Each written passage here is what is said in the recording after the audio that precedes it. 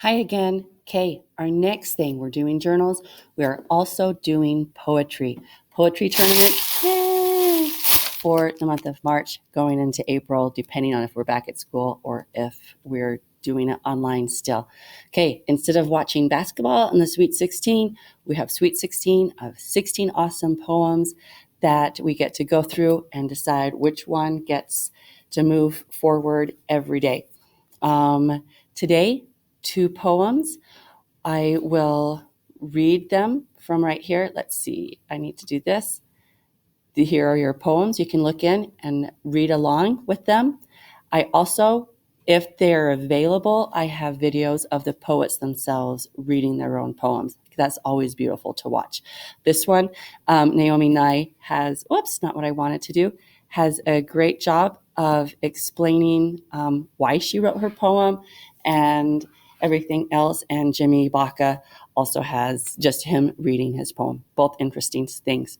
Okay, so right now, that's not what I wanted to do either. I will read these two, and I want you guys, as I'm reading, you listen for the message, the language, the images, the words, the magic of poetry.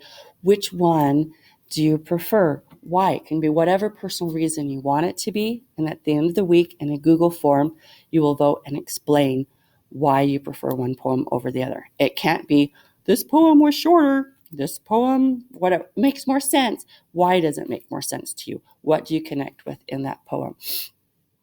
So our poems this week, Valentine for Earnest Man. You can't order a poem like you order a taco, walk up to the counter and say, I'll take 2, and expect it to be handed back to you on a shiny plate. Still, I like your spirit. Anyone who says, here's my address, write me a poem, deserves something in reply. So I'll tell you a secret instead. Poems hide. In the bottoms of our shoes, they are sleeping.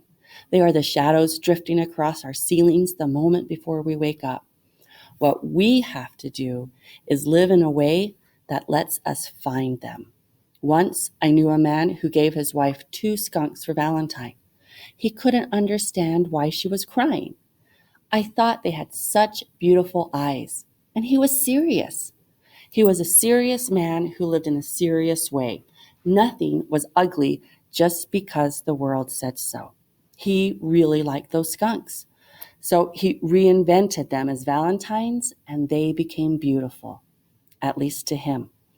And the poems that had been hiding in the eyes of skunks for centuries crawled out and curled up at his feet. Maybe if we reinvent whatever our lives give us, we find poems. Check your garage, the old sock in the drawer, the person you almost like but not quite, and let me know. I love it. And the second one, I am offering this poem. Jimmy Santiago Baca. I am offering this poem to you since I have nothing else to give. Keep it like a warm coat when winter comes to cover you, or like a pair of thick socks the cold cannot bite through. I love you. I have nothing else to give you, so it is a pot full of yellow corn to warm your belly in winter.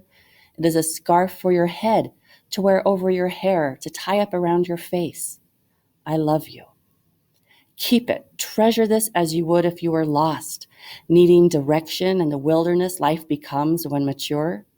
And in the corner of your drawer, tucked away like a cabin or hogan in dense trees, come knocking, and I will answer, give you directions, and let you warm yourself by this fire, rest by this fire, and make you feel safe.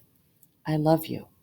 It's all I have to give, and all anyone needs to live, and to go on living inside when the world outside no longer cares if you live or die. Remember, I love you. Oh, they're both awesome poems. I love each of them. If we were in class, we would discuss right now, what do you like about Valentine? What do you like about I am offering this poem? Think about it yourself. Maybe put some comments in on the classroom. Which one do you like? Why? Which one do you think deserves to move on to the next turn, the semifinals, one of them. Anyway, love you guys. We'll be back with more poems next time. Thank you.